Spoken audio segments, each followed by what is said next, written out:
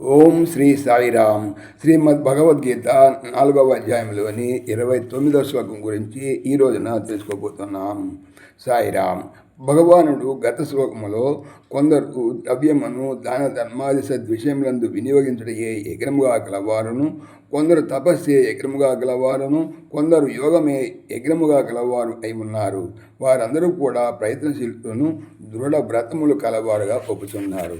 అయితే భగవాన్ ఈ శ్లోకంలో చెప్తున్నారంటే, అపానే జుహ్వతి ప్రాణం ప్రాణే పానం తథా పరే ప్రాణాపానగతిరుధ్వా ప్రాణాయామ పరాయణాః.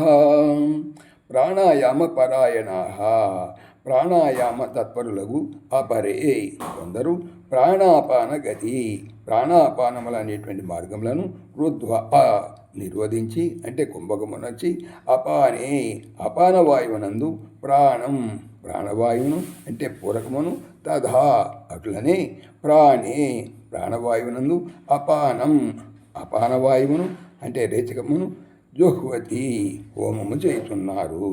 తాత్పర్యం, ప్రాణాయామ తత్పరులకు కొందరు ప్రాణాపానముల యొక్క గతులను అంటే మార్గములను నిర్వధించి అపానవాయువునందు ప్రాణవాయువును అపానవాయువును హోమము చేస్తున్నారు.